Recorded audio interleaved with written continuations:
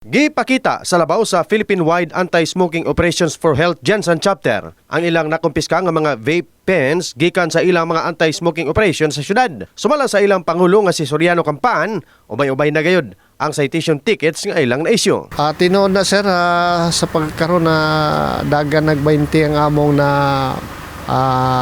ticket. So daghan gid violators?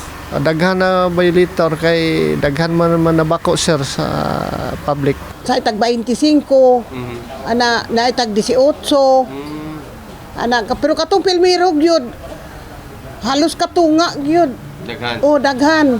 Pero sa pagkakaron murag ang mga tao adunay kausaban. Samtang, usa ka establishmento sa Barangay Bula nga walay nabutang signages sama sa no smoking o no vaping ang namultahan apan nakahangyo sa City Treasurer's Office gumikan bag-o pa sila ang nag-abli sa ilang negosyo. 5K to siya sir pero nahangyo to nga mga dito sa sir. Yes sir. Nahangyo to siya sir among nabayaran jud ato is 2K siya. Sa bahin sa City Treasurer nga si Zinaida Iturma, gipresenta nini ang kalampusan sa mga anti-smoking enforcers og iyang gidayeg gumikan nakakolekta na ang syudad og kapin 3 ka milyon gikan sa multa apan gilaoman nini nga mas maayo nga wala nay magsigarilyo. Actually, mas marami nung first time sila nag-site, no? 941, nag-August 598. Oo. So ang equivalent amount niyan sa July, mga 2.3 million. Sa August, 1.4 million.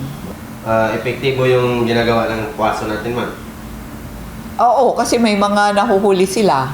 Oo, pero sana ang tunay na effective para sa isang magandang program ng anti-smoking is wala nang mahuli.